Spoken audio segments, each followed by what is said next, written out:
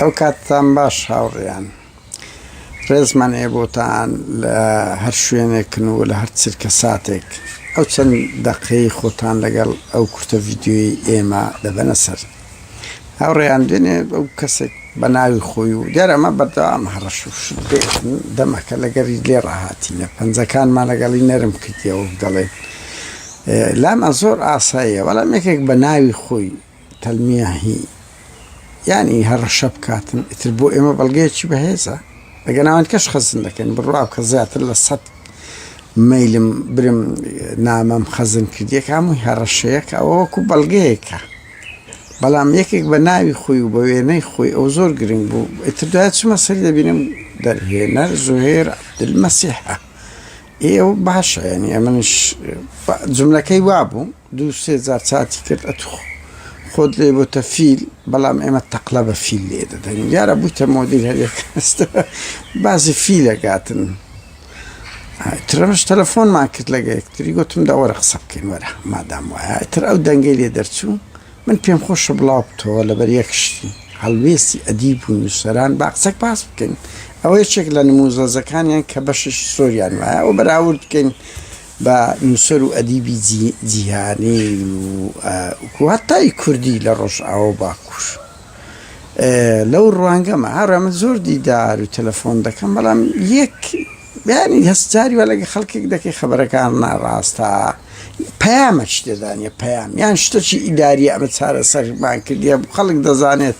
هەندێک جار هەیە داوامان لێ دەکرێت ئەو کێشە کۆمەڵایەتی هەیە ئەو کێشە سیاسی چ پێیزە ینی نابی ئینسان شتێکی فرێدا نووسی بڵاوی کردەوە پەیامەکی ئینسانی شتێکی فکری جەدەلێک لە ناو کۆمەلگا دروست بکە یان بەس خەریکی ناو خۆی بیت ناوخۆ ئەو وام کرد ئەو وام کرد ئەو حاڵەتە بۆ خەڵکی نەخۆشە بەجددیمە ئێمە نابێ ئیشکە خۆ دەرخستن لەبەر ئەوەی هەر باشترین نمونە هاوڕێیان بە هەزاران کەسی ئەوە خۆیان خزاندە ناو شۆڕشی ڕۆژ ئاوا شەهید بوونە هەموو دنیا دەیان ئەدیب و نووسەر و کەسی دیار لە ڕۆژ ئاوا شەهید دەبن بەبێ کەس بزاندرێنی ئینسان کە پەیامی بووە پەیامی خۆ دەرخستن ئیتر پەیامە ئینسانەکەی لەدەست دە بەرحاڵ لەو ڕوانگە دەمەوێت قسە بکەین هاوڕێیان وەرە سەیر کە لە قۆناغی شۆڕش لە قۆناغی لوتکەی شۆڕش ژێڕی چەند ئەدیب و نووسەر لە چاو کۆمەلگا شەهید بوونە بەرە خۆ ئەو ناوانەی کە هەیە مەسەن قادر کابان لە سێدارە درا جەمی ڕەنجبەر شەهید کرا عەبدولخالق معروف تیرۆر کرا ببوون ببوون عەبدولخالق معروف تیرۆر کرا مەسەن حەمەدەزا بۆ پێشمەرگە شێرکۆ بێکەس بۆ پێشمەرگە محەممەد مکری ڕۆمانوس بازەمەوە بووێ یعنی هەمویان کێوە دە 12 کەس بوون بوونە پێشمەرگە و بوونە پشکۆ ناکام بووە بە ویجدان بڵێ ڕەنگی ناوی ترەبی داوای لێ بردن دەکەم کە ئێستا لە بیرم نییە ئەردەوانزا خۆی بۆ ئیشدای هاتەوە یعنی کشمارەکە بەسوەڕ بە چەندی لە ناو شار بوو چەندی لە بەغدا بوو تۆ بەراوردی ئەوە بکە تۆ ئەلێرەدا دەبینی بەردەوام ئەوە لە لوتکەی شۆڕژێڕی لە قۆناغی شار وەرە بزانە چەند ئەدیب و نووسەر چەند بەکر عەلیمان هەیە تیرۆر کرابی کات بتە ژوورەوە لە زینداندا بێ ئەدیب لە کاتێکدا ئەوڕۆ بە هەزاران ئەدیب و نووسەر ئەوەیە چەندیان دەبینی سەجادەکان لە بۆ ناڕەزایەتی خەڵک چەند فلیمت دیتیە چەند گۆرانی دیتە زدی ئەو دەسەڵاتە کە دەبووە بە سەدان گۆرانی و بەهرەتی هاوڕێن بەهرەت دەبی ڕنگدانەوەی واقع فلیم گۆرانی ئەدەب شعر هونەر هەمووی دەبی ڕنگدانەوەی واقعی ناو کۆمەلگابی بەس پێم بڵێ چیان کردی ئەوانە هەرە باشەکانیان تەحریزی خەڵکیان کردیە بەڵام جورئەتیان نییە بێنە ناو خەڵکوتە وەکو ڕێبەرێش بن بەڵام ئەوە لە ناو باکووروە نییە ها بەس لە باشوور وایە وەرە بڕۆ چەندین هونەرمەند و کەسایەتی و ئەدیب و نووسەری دیاری کورد لە باکوور شەهید بووە لە ڕێزی پێشەوەی خەباتن لە زیندانەکاندانە وایانە یعنی چەند ئەوە هەر لەو ماوانە ئەو جانێ بە زیندان هاتە دەرێ وەنیە چەند یان بەسە شۆڕش ڕۆژ ئاوا ڕۆژێک 12 ناویان بۆ من نارد کە ئەوانە هەموو هونەرمەند بوونە شەهید بوونە مخریزیان هەبووە شەهید بوونە ناو ئەڤاڵانی قەندیل دەیان لەوانەوە بووە تۆپی ئەوانە وەرە سەیرکە یەڵماس گۆنای نیوەی عمری لە زیندان بردتە سەرێ یعنی چ بەر و شۆڕشەچی کردیە وەرە بڕۆ دوێ ئەحمەد قایە چه هەزەیەکی لە ناو تورکیا دروست کرد بۆیە هونەرمەند و ئەدیب زۆر دەوری دەبینێ دەربەدەر کرا ئەوەی پێ بەڵام ئێمە چیان هەیە پارتی و چێتی ئەسڵەن باشەکانیشان قێزەوەن کرد زەکەریا بەرمنە هونەرمەندێکی وها باش بووە قێزەوەنیان کرد شڤان دیارەوانە هەر لە مەعدەنی خۆشیان وابوونە تۆ هاوڕێیان هونەر ئەگەر هەڵوێسی لەگەدانا بوو چی لێدێ باشترین نمونە لە نێوان ئەوە سەیری مەسەلەن لە کۆندا شڤان و برایم تاقیساس کە دوو دنیاە دیاوەرە شڤان و ئەحمەد قایە بکە دوو دنیاە وەرە ئەحمەد یەڵماز گۆنای و دەیان و سەدان کەسیت کە بکە تۆ لێرەدا لۆت بە دیار دەکەی هونەر چ بەهرەیەکی گەورەیە چ کاریگەریەکی گەورەیە بەڵام چێمانە ئێمە زوهێر عەبدولمەسیحمان هەیە بەو تەمەنەوە خاوەنی ئەو هەموو بەهرە بێتن دێت نەقسە ناکەن ئەوانە دێن ڕێگری لە ئێمەش دەکەن و دەبنە بەشێک لە دەسری ئەو دەسەڵاتە بۆیە دەبێت ڕسوا بکرێن باز بکرێن من ئەلەو ڕوانگە و بڕوا بکە بە نیاز نەبووم بەڵام هەست پێ دەکەم با بەو کەیسا ئەو دۆستیەش باس بکەین ئەدیب و هونەرمەندی کورد سبەی حتا ڕۆشنبیری کورد بە معارەزەکانیش ئێستاکە لە پەلوپۆکەتن پێویستیان بە ئوپدەیتی خۆیان هەیە کە ناشیکەن چکۆیان بەس قسە دەکەن گەنج هان دەدەن هەرە باشەکانیان خۆیان نانە مەیدان تووشی فەشەل بن بەس پێم برێ پرۆژەی ڕۆشنبیری کورد کاریگەری ڕۆشنبیر و ئەدیب و هونەرمەندی کورد لە هاوکێشەی سیاسی کورد لە فشار لە خەبات لە مەدەنیەت چییە هیچیان نیە ڕەنگی بڵێنەوە ئیشی منی ڕاز ناکەن لە هەموو مناسەبە حزبیەکان وەرە بەشدارن هەموو پلە پۆست وەردەگرن هەموو داوای ئیمتیازات دەکەن بەس لە بۆ قوربانیدان و خەبات و تێکۆشان حزوریان نیە لەو ڕوانگەوە بابێن جێلە و دەنگەی ئەو زوهێر عەبدولمەسیح بگرین کە کادیرەکە کۆن بەعسی بووە بەڵام پارتیەکی عیار سارەوە ئەوی مزانیتم دەستگای هەواڵگەری پارتیشی کردیە چەندین ساڵ هاتووە لە بڕی ئەوەی 25 ساڵیش لە ئەوروپا ژیا ئەوە سەقافەتەکەت ئێستا جێی لێڕابگرن زۆر سوپاس کاتێکی خۆش ئەتو زۆهێر یەک دقە تو ناو هونەر ئەو دەرهێنەرەکەنی زوهێر عەبدولمەسیح بەڵێ سە چوومە سەر ڕسمەکەت چییە خۆم لێ بوویتە فیل و تەقلە بە فیلی لێ دەدەی و جەنابەت یعنی مەبەستە چییە دەرەی سوال کرد خۆ لە سوال نابێ بکەیت فەرموو ئەتو صحفی يعني سلطەی چەندی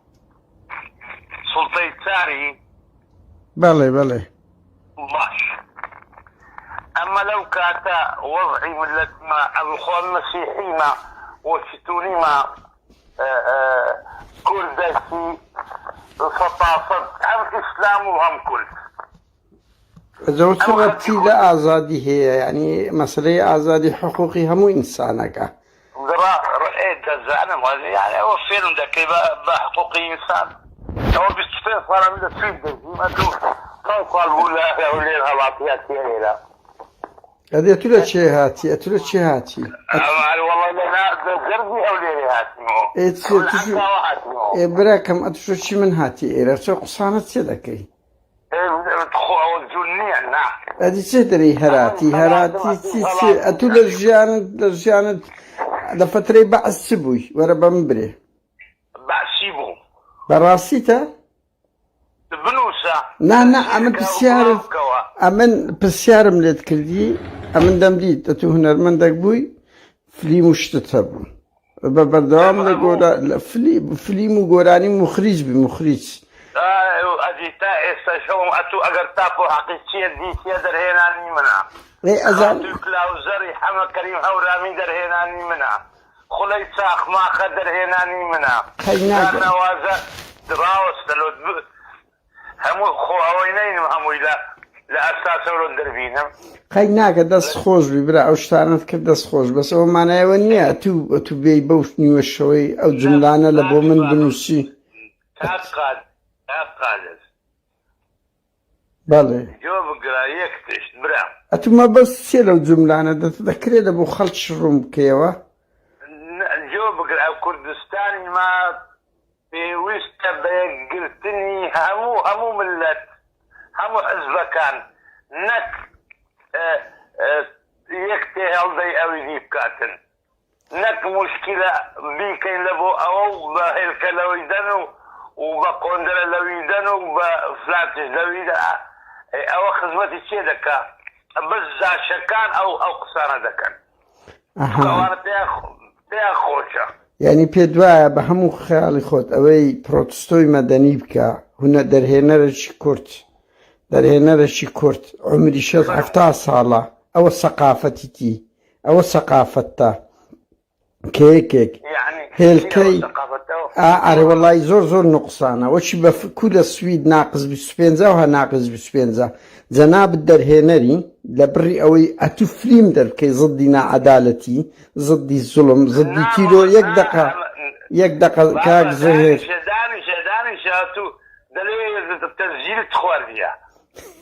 کاکە ئەم دەمەوێت فێرت کەم ملەتی ما ئەوەی نییە ئەمە ئاگەر دروستکەین ملەتی مەدەێ یەکدری بگرین یەکدری معاملە لەسەر ملەتی کوردستان زۆر بە قووەتە هەمووی دانیان فیژیان کردیە ئەتوکی ئەوها دەکەی هەتا ملەتیش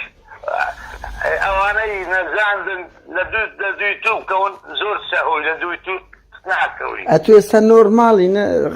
بەغەڵەت تێم مەگە پرسیارەکە لێ بکەم سەرخۆشنی یانی قسە سەرخۆشنی نەتخواردتەوە ئەدوونتە فول لۆ مەلە عەلی باپیرم باشە لۆ باسی خەڵک دەکەی ئەتو دەرهێنەری باسی کێم کردیە تو دەرێ لۆ عەلی باپیرم من حەقم نییە لە زەری خۆت دەرێ بەس وەکو تو ئەتو سوال کرد قلت خۆ سەرخۆشنی تریشت لە مەعیدەی خۆ ئاخر نا قەیدی ناکە نا نۆرماڵی ئەتو نۆرمالی ئەو قسانە دەکەی دەرهێنەر بی کو قسەی وا دەکا دەزانی لە هەموو دنیای ئەوروپا ئەتو لەو ئەوروپایی دەژی دەرێ 25 سا فێر ئەوە نەبووی دەرهێنەر و مخریز و گۆرانی بێژ دەبی لە سەفی خەڵک بێت نەک لە سەفی ستەمەشی دەسەڵاتکار ئەوزە لەبەر ئەوەی لە بۆ تو گۆتم ئەتو دەبی نەک ئاگر زەیت لەسەر ئاگری فڕەبدەی لۆ ناو کوردستان یەکدری دەوێ بیگرن هەمویان ببنە یەک چەند ببینە یەک ئەوزە دەگەینە ئەجەوە بەوەی دەکرێت دەبی ئازادی هەبی دەبی خەڵک حڕەتی هەبی کە دزی دەکرێت دەبی خەڵک بی ئەتو لەو ئەوروپای دانیشتی دەبینی یاسا لە بۆ ڕئیس وزەرا و لە بۆ تو منیش وەکو یەکە دەبی ئەوها خەڵک ئینتیمای لە بۆ نەشتیمان دەبی نەک ئەوە یەک دقە کوردستان پێش 1400 ساڵ خالد بن الولید چێبوو هات بە زەبری شیری مابەینی هەولێر و کۆیێ چەند ئەوە هەیە قەبری ئەسحابەی هەیە ئەوانە چ بوون ئەوانە ئامۆزای خوا بوون کاک زۆهێر بە ئەم بە بەکات شوێم ئەتو بەس پێم برە سەردەویم بە ئەستی بووی ئەمە ئێستا لەو لە موظفك بووم لە قاعەی شەعبی هەولێرێ ئەها ئینتیماد لۆ بەعز نەبوو چما کەس ئینتیمای پێشمەرگەی ئەیلولم دەرهێنەری قەی ناکە نا تەحسین شاوێستیش پێشمەرگەی ئەیلولە بە قوربان سێ بەشی جاشەکان پێشمەرگەی ئەیلولن بە قوربان واز بینن خۆمانەوە نییە دە سارێک پێشمەرگە بوو ئیتر ئەبەت هەر بەو قەوانەی بخۆی ئەتو لە فترەی بەعز چ بووی ئەمن دەمەوێت بزانم یان لە زاری خۆت باشە ینی لەو ڕەفیق حزبی شت نەبووی بەعسێکی تۆخ نەبووی هەر پرسیارە هەنامێ ئیهانەت بکەم بەڵێ ئیهانەی سەگەر بەعسی بووم دەڵێن بەعسیمە بەعسی بە تۆڤزی کرایی تەوقیعکە ئەو بە تۆڤزی کرایەوە کەس هەبوو دەتوانێت جەنابەت سەر دەربهێنا باە لهوليري قصد نا عصاية أجا بزورم ليتيان كبت بعسي أم نبو ما بعسي لجامع أي بوتيان فصلش دا كين نبو مي وقت من ضال كرة من دالي تبوم لجامع أي بو مارد بقرجنم بينا با من دالم بقت من دالي توبو زور سيري أتو كاكا إيشي در هنا رزاني تيا إيشي در جامع البوي قادر لجامع أي موصل بوم لصالي هشتاوشش تفرعك فرقنا قسمي تاريخ قسمي تاريخ لموصلة ورتان بوي لدستي اتحاد الوطني هاري والله أوتا وخلتش تزاني لتربية تاريخ نبو مبعسي نقليان كردينا أداب تاريخ وقادر نادر زور بيسي كذبون يعني ضغطي أنا توين نكر كرانا الله يمفقوت يا فصل دك انت ما فصل ما ممكن نبويني هتا أخيري نك أمن بيس كذبين نكتينا وشراكي استاتو أسدو بينا أتو در هنري كاتشي من تلابوي نكتيا بدنيرن بدقرن لنا زيل الدابنين بدبنجي الشعبي لبو عماري لبو دهلرانا تشيا دادنين لنا استاتو وازبينا لو تاريخي أتو قيدناك أنا بعصي بوجي قيدناك بس أتو ربما بلي إشي در هنر أتو أوندا تيجيشتي كدبيتن وسكت بي لبرانبر ستام أجر خلق جيرا كجرا نخير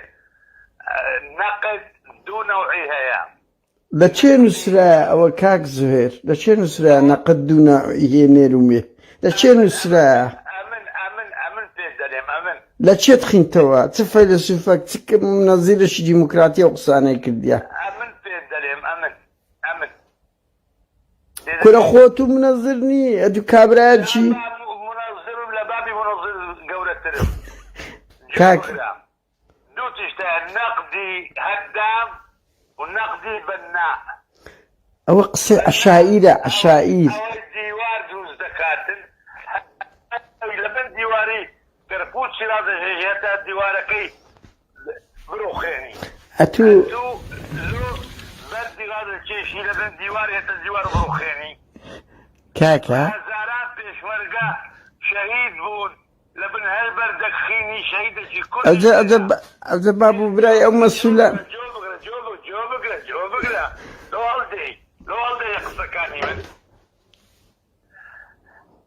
حتى قيشتنا أو مرحلة استا ألو جيمنيت والله لو خد حسابك وقصة أو عيران أنا مزور جيلي تنبوا إيه حتى قيشنا أو مرحلة استا كأوهم مسؤول بونا مليونير وهزاران خلشان تيرور كردو أتونا أو مسؤولان يتو دفاعي لذا كهم بونا ملياردير دفاع ركزنا كم دفاع لسر كردستاني خوم دا كم لسر ملتي خوم هذه أما تصدقين بيازة تينين أما دا نا أتو زين دكي تحريك دكي بو أو يعني دجمن بين لقرنيك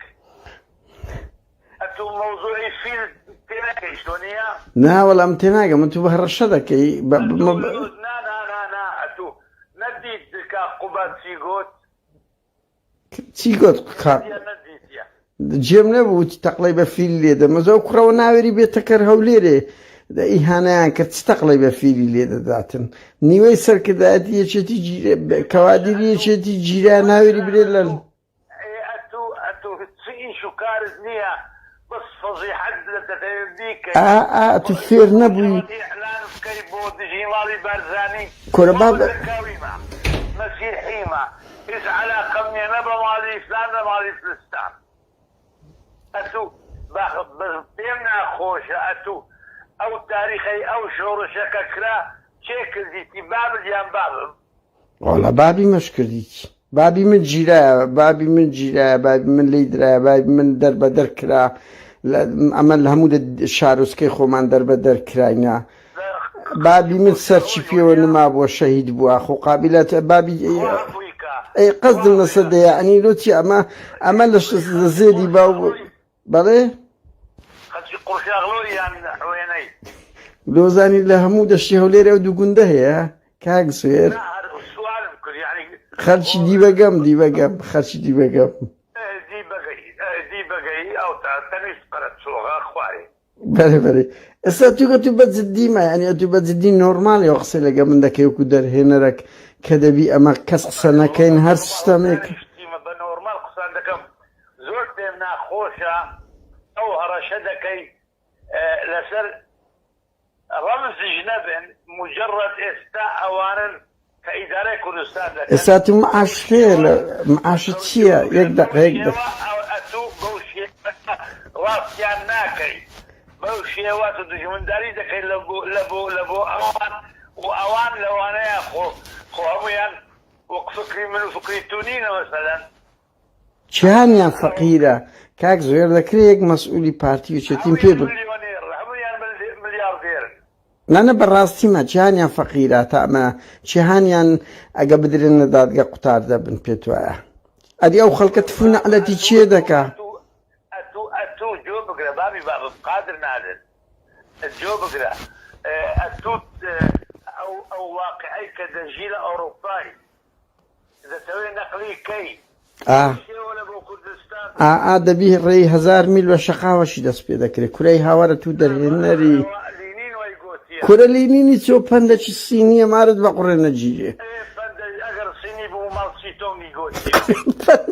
پەندی 1000 ساڵ لەمە بەریە ماوتستۆنگ بە ئەژدادەوە لەدایک نەبووە کاچی من بە یەک لەوانەی گوتێن ئەگەر 1000 میل بە یەکەم خطۆی دەست پێ دەکاتنەوەی دەزانین ئەوە قەولەکی شایع ئەو حالەیە دێت قابلە چاو لە تەجروبەی خەلیجە ئەدو دەتەوێت پارتی وێرچی باشە کاک زێرە منە دەنگەت بڵاو دەکەمەوە بەس یەک پرسیارە لێ بکەم 31 ساڵە و بەرپرسانە پێیان دەڵێن کاکە دزی مەکەن کاکە خەڵک مەگرن کاکە خەڵک مەکوژن ئەوانە بەجێ چیان کرد باش ئەمە چمان کردیە خۆچی ئەوان خەڵک تیرۆر دەکەن دەگرن ملەتیان برسی کرد جێشی تورکی و عێراق و ئێرانی دەینە سەر خۆیان ئەمە چمان کردیە ئەمە دەچین ئەو پەڕی پرۆتستۆیان دەکەین کورە 31 ساڵە بابە 31 ساڵە ئەزانی کاک زوێر ئەتوو دەرهێنەری ئەی هاوار دەرهێنەر یالماز گۆنای تێدەگەی ئەو دەرهێنەرە ئەو هەموو دەرهێنەرە جیهانیا دەزانین چیان کرد شۆڕشیان کرد جەنابیشت دێی وەکو کۆیلەیەکی ئەو دەسەڵاتە دێی پاساو دەینەوە ئێوە کۆیلایەتیە بە قوربان دەرهێنەر ئەم کۆیلەی چمە ئەمە کۆیلەی چ جاشی چێنمە جاشمە لەبەر پارتی وجدی هەموو ئیعلامەکانی شاشەکانی عەرەبیەکان دژی کوردستانن تێدەگەی بەڕاستە غەڵەتمان هەیە نالێم کاکە ئەوە نییە بەریبی جۆ بگرە کەس نییە بەریبی هەبیان دزمان هەیە چێ دزە ئەخقەنا کاک زێر بەس بم برێک دەقە چێ دزە گەورەکان یان گچکەکان لە گەورە تا کچکە یعنی وەکو چیە یەک ناو یەک گەورەم پێ برێ ناو نارێم لۆ ناو بڵێ لۆ دەترسی کاتکە تو لە سویدی دەچێت تو من دەرهێنە ئەوە تەشهیرە تەشهیری چییە کاکە یەک ئەی هاوار یەکێک بە پێڵاوەکی لاستی قوزل کەچی ئەوە سلکن هات بتەوە ئێستا خاوەنی 50 ملیارد دۆلار بی بەوەی بێتەوە ئێستا خاوەنی ئەو هەموو زەوی و زار و سیارە و ملک و منداڵی های لایف بژی ئەوە دزی نیە خەڵکە چیشە و پەڕی فەقیری بژی ئەی چۆن ئەگەر ئەمە شۆچی حەزمان لە دزیباوەکی لە کوردستان ئینسیجاممان لەگەوان دەکرد ئەدی لەو شەڕە سەختەی دەکەین سایکۆلۆژیەی تو ئەوەندە دەوێت خۆت شان بدەیت کە ئەتو ئینسانێکی معارضی خۆکەی یعنی ئەو ریسکەی دەکەم بەس دەبێ ناوێ خۆم دەرخەم ریسک بە حیاتی خۆم و چادەوروبەرم دەکەم لە خۆ دەرخستنەیە ئەمن ڕیسک تێدەگەی یعنی ئەو هەموو ڕیسکەم بە حیاتی خۆم کردیە لە زدی ئەو تیرۆریست و ئەو زەلام کوژ و ئەو ئڕهابیانە لۆ خۆ دەرخستن دەکەم شتێکی گەمەیە زاني اتو اسلوبي تو اتو اعلامي نسرايا لصفحي زناب نوسيت صحفي جورناليست ئێوە لۆ ژورنالیست چییە پێ دوایە دەبی ژورنالیست شعوری نەبی شرفت كقادر بشرفت او اسلوبي صحفي ابغى بنوسيت والله ئەمن نووسەر کورە میلەت دیچێ هەموو میلەت 100,000 کورە تو کاک زۆر بە قوربان ئەتوم پێم ئەی بە هەندە وشە بڵێم دەرێ ئەتوو لە کوردستان ناژی 100,000 ئەو میلەتە لەو دەسەڵاتی هاتە ڕاپەڕین دوو ساڵەوە پێشتر پێشەوەی بن نەخۆش تۆم هاتمەوە لەو عیلات کاک زۆهێر 175 خەڵک دەنجی نەدایتە ئەو دەسەڵاتەی چ بانایی میلەتەوە قسە دەکەی زدی میلەت هەموو ئەمەی خۆش دەوێت وەزعەکەی کوردستان زۆر شڕە ئێستا تو قەزت لەوە چییە کاک ژێر تخوای قەوز ئەو ئەگەر هەڕەشە لە من دەکەی ئەگەر هەڕەشەت کردیە دەرەی نازانم تەقلە بە فیلی لێ دەدەینەوە شۆکی قوبادی فێربی بە بەجددی مەسبێنێت ڕادەچێشمە پۆلیسی ئەزانی ئێرە سویدە ئەگەر لە سویدی ئەگەر هەڕەشە دەکەی سبەنێتش دەچم ئەنمێلت دەکەم سبەینی دەچم شکایەت لێکەم ئەگەر دەتەوێت هەڕەشە بکەی لە من بە پێی ئەو تێکستەی هەیتت چت نووسی لەو تێکستەی دەمێ بەدەوی خۆش تۆ بڵێی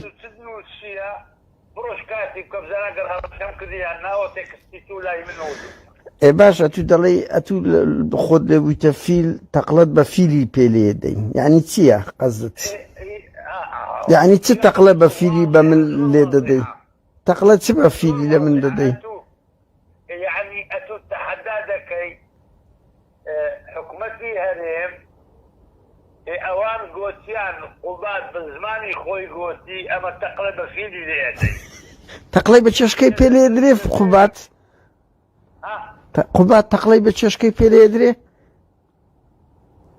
تشي قوتي بفيني تقلب ادم امام بو اي تونسيتت لبو من دري تقلب بي بفيلي ليدين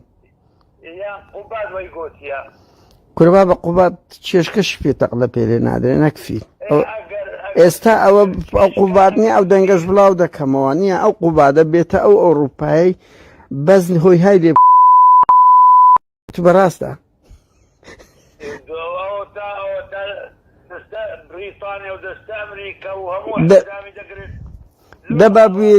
دەبا بوێری ڕۆژێک بڵێ ئەم دەسمە بەریتانیا ئەو ڕۆژەی باشە جوبك له اما كتينا ناو حالتي خطر لبو ملتي ما لبو كل يعني انتو بيدواي اما لبلاش تشغل لبو حكومة ذكي نا اتو مدفوعي چه مدفوع مدقا تركيا بابا دبجا جادي بارتي وشيتي ببرا من دكوي يعني تركيا هذا بارتي هبي ايران هذا يجتي هبي بيزي بمنا نا بابا اتو مدفوعي او كردستان تيك بدي ئەرێ تو مخریجەی ئەمن تەبیعی ئەو دەنگت بڵاوکەم و حیات ناچیتن یعنی لا تەبیعیە نۆرماڵی بەسەر ئەو چاوەی نایبڕ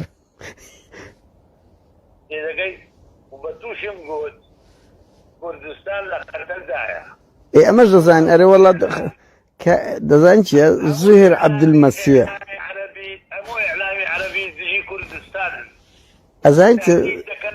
ئەزانم دەزانی چییە هەموو دین لەسەر ئەوانەی لە کوردستان حکوم دەکەن لەسەریان قسان حەکەی جەماعەتی قوباد نە جەماعەتی ئەوی ترم ئەتوو زۆر عەبدولمەسیح ئەتوو دەزانی ئەمن هاتمە ئێرە پێڵاوم لە پێ نەکرد بەوە کەتینە دوور شکایەتمان لە نزار خەزرەزی کردی و مزاهەرەمان کرد دەزانی چێ دیفاعی لێ کرد دەزانی چێ؟ جەلال تاڵەبانی و مەسعود بارزانی نامیان لۆ نات گوتیان ئەوە شەریفە ئەوەی کە ئەنفالی کوردی کرد ئەزانی ئەمن 10 ساڵی تەمەنم لە ئەوروپای زڵدی ئەموو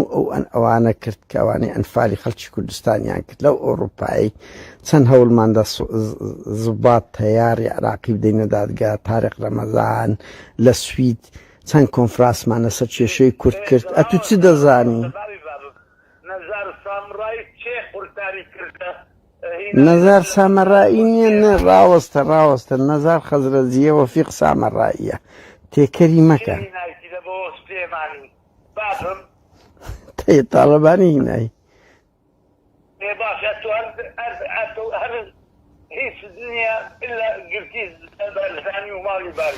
ئەوانە حاکمی کوردستان کاچی من ئەوانە کۆمەلگای کوردیان وەلێ کردی گەنج تف لە کوردستان دەکە خەڵک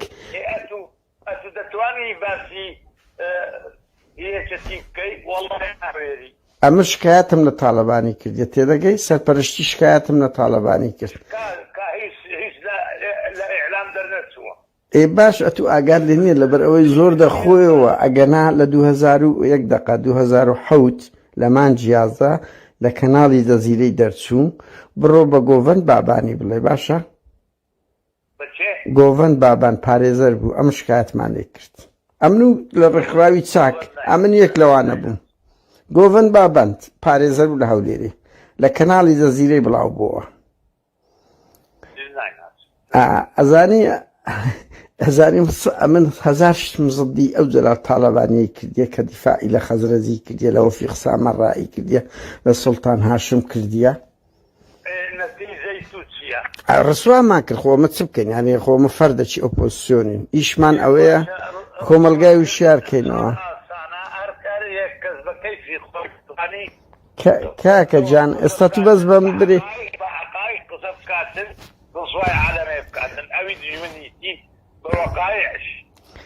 زوهێر عەبدولمەسیح ئەم یەک پرسیاری کۆتایی دێکەم شەو درەنگە درەنگ